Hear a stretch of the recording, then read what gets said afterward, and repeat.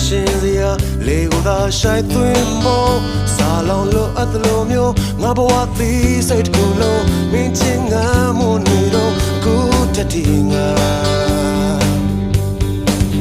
အစာဘုံမရှိတော့လို့ခိုးဝဲရသူလို့မင်းကိုလည်းငါချစ်ခဲ့